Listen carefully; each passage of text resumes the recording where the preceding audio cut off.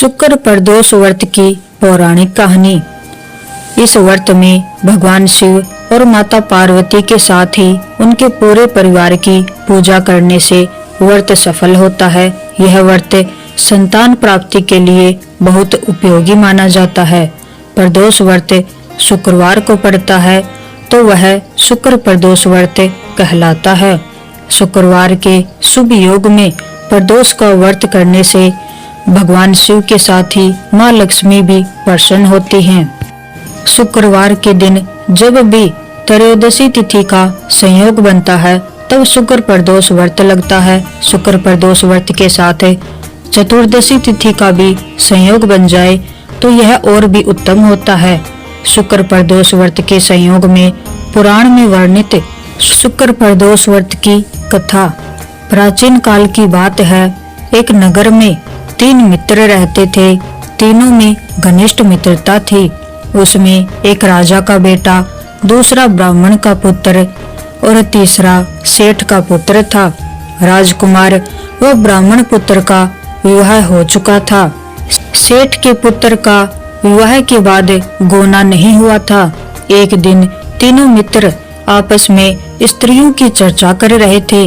ब्राह्मण पुत्र ने नारियों की प्रशंसा करते हुए कहा, नारीहीन घर भूतों का डेरा होता है। सेठ पुत्र ने यह वचन सुनकर अपनी पत्नी को लाने का तुरंत निश्चय किया। सेठ पुत्र अपने घर गया और अपने माता पिता को अपना निश्चय बताया। उन्होंने बेटे से कहा कि शुक्र देवता डूबे हुए हैं। इन दिनों बहू बेटियों को उनके घर से विदा कराकर लाना शुभ नहीं होता। अतः शुक्र उदय के बाद तुम अपनी पत्नी को विदा करा लाना। सेठ पुत्र अपनी जिद से टस से मस नहीं हुआ और अपने ससुराल जा पहुंचा। सास ससुर को उसके इरादे का पता चला। उन्होंने उसको समझाने की बहुत कोशिश की लेकिन वह नहीं माना। अंततः उन्हें विवश होकर अपनी कन्या को विदा करना पड़ा। ससुराल से विदा होकर पति पत्नी नगर से बाहर निकले ही थे कि उनकी बैलगाड़ी का पहिया टूट गया और एक बैल की टांग टूट गई। पत्नी को भी काफी चोट आई। सेठ पुत्र ने आगे चलने का प्रयत्न जारी रखा। तभी डाकुओं से भेंट हो गई और वे सारा धन लूट कर ले गए। सेठ का पुत्र अपनी पत्नी सहित रोता पीटता अपने घर पहुंचा। जाते ही उसे सांप ने डस लिया। उसके पिता ने वैद्य को बुलाया। वैद्य ने देखने के बाद घोषणा की कि आपका पुत्र 3 दिन में मर जाएगा। उसी समय इस घटना का पता ब्राह्मण पुत्र को लगा। उसने सेठ से कहा कि आप अपने लड़के को पत्नी सहित बहू के घर वापस भेज दो। यह सारी बाधाएं इस कारण से आई हैं कि आपका पुत्र शुक्र अस्त में पत्नी को विदा कर लाया है। यदि ये अपने ससुराल पहुंच जाएगा तो इसकी जान बच जाएगी। सेठ को ब्राह्मण पुत्र की बात जच गई और वह अपनी पुत्र वधू और पुत्र को उसके ससुराल वापस भेजने की तैयारी करने लगा। वहां पहुंचते ही सेठ के पुत्र की हालत ठीक होनी आरंभ हो गई। तत्पश्चात उन्होंने शेष जीवन आनंद पूर्वक बिताया और अंत में स्वर्ग की प्राप्ति की। ध्रुव के वन गमन के पश्चात उनके पुत्र उत्कल को राज सिंहासन पर बैठाया गया, लेकिन वे ज्ञानी एवं विरक्त पुरुष थे। अतः प्रजा ने उन्हें मूढ़ एवं पागल समझकर राजगद्दी से हटा दिया और उनके छोटे भाई भूमिपुत्र वत्सर को राजगद्दी पर बैठाया। उन्होंने तथा उनके पुत्रों ने लंबी अवधि तक शासन किया। उनके ही वंश में एक राजा अंग हुए। उनके यहाँ वेन नाम का पुत्र हुआ। वेन की निर्दयता से दुखी होकर राजा अंग वन को चले गए। वेन ने राजगद्दी संभाल ली। अत्यंत दुष्ट प्रकृति का होने के कारण अंत में ऋषियों ने उसे श्राप देकर मार डाला। वेन की कोई संतान नहीं थी। अतः उसकी दाहिनी भुजा का मंथन किया गया। तब राजा पृथु का जन्म हुआ।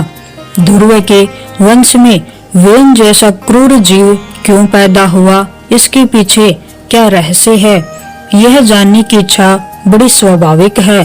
अंगराजा ने अपनी प्रजा को सुखी रखा था। एक बार उन्होंने अश्वमेध यज्ञ किया था। उस समय देवताओं ने अपना भाग ग्रहण नहीं किया, क्योंकि अंगराजा के कोई संतान नहीं थी। मुनियों के कथन अनुसार अंगराजा ने उस यज्ञ को अधूरा छोड़कर पुत्र प्राप्ति के लिए दूसरा यज्ञ किया। आहुति देते समय यज्ञ में से एक दिव्य पुरुष प्रकट हुआ। उसने राजा को खीर से भरा पात्र दिया। राजा ने खीर का पात्र लेकर सूंघा, फिर अपनी पत्नी को दिया। पत्नी ने उस खीर को ग्रहण किया। समय आने पर उसके गर्भ से एक पुत्र हुआ, किंतु माता अधर्मी वंश की पुत्री थी। इसी कारण वह संतान अधर्मी हुई। इसी अंगराजा का पुत्र वेन था। वेन के वंश से राजा पृथु की हस्तरेखाओं तथा पांव में कमल चिन्ह था, हाथ में चक्र का चिन्ह था। वे भगवान विष्णु के ही अंश थे। ब्राह्मणों ने राजा पृथु का राज्याभिषेक करके सम्राट बना दिया। उस समय पृथ्वी अनहीन थी, प्रजा भूखी मर रही थी। प्रजा का करुण वंदन सुनकर राजा पृथु अति दुखी हुए। जब उन्हें मालूम हुआ कि पृथ्वी माता ने अन्न औषधि आदि को अपने उदर में छिपा लिया है, तो वे धनुष बाण लेकर पृथ्वी को मारने दौड़ पड़े। पृथ्वी ने जब देखा कि अब उसकी रक्षा कोई नहीं कर सकता, तो वह राजा पृथु की शरण में आई। जीवन दान की याचना करती हुई वह बोली, मुझे मारकर अपनी प्रजा को सिर्फ जल पर ही कैसे जीवित रख पाओगे? पृथु ने कहा, स्त्री पर हाथ उठाना अवश्य ही अनुचित है, लेकिन जो पालन करता अन्य प्राणियों के साथ निर्दयता का व्यवहार करता है, उसे दंड अवश्य ही देना चाहिए। पृथ्वी ने राजा को नमस्कार करके कहा, मेरा दोहन करके आप सब कुछ प्राप्त करें। आपको मेरे योग्य बछड़ा और दोहन पात्र का प्रबंधन करना पड़ेगा। मेरे संपूर्ण संपदा को दुराचारी चोर लूट रहे थे, अंत मैंने वह सामग्री अपने गर्भ में सुरक्षित रखी है। मुझे आप समतल दीजिए। राजा पृथु संतुष्ट हुए। उन्होंने मनु को बछड़ा बनाया एवं स्वयं अपने हाथों से पृथ्वी का दोहन करके अपार धन दाने प्राप्त किया। फिर देवताओं तथा महर्षियों को भी पृथ्वी के योग्य बछड़ा बनाकर विभिन्न वनस्पति, अमृत, स्वर्ण आदि इच्छित वस्तुएं प्राप्त की। उन्होंने पृथ्वी को अपनी कन्या के रूप में स्वीकार किया। पृथ्वी को समतल बनाकर पृथु ने स्वयं पिता की भांति प्रजाजनों के कल्याण एवं पालन पोषण का कर्तव्य पूरा किया। राजा पृथु ने 100 अश्वमेध यज्ञ किए। स्वयं भगवान विष्णु उन यज्ञों में आए, साथ ही सब देवता भी आए। पृथु के इस उत्कर्ष को देखकर इंद्र को ईर्ष्या हुई। उनको संदेह हुआ कि कहीं राजा पृथु इंद्रपुरी ने प्राप्त कर ले। उन्होंने 100वें यज्ञ का घोड़ा चुरा लिया। जब इंद्र घोड़ा लेकर आकाश मार्ग से भाग रहे थे, तो अत्रि ऋषि ने उन्हें देख लिया। उन्होंने राजा को बताया और इंद्र को पकड़ने के लिए कहा। राजा ने अपने पुत्र को आदेश दिया।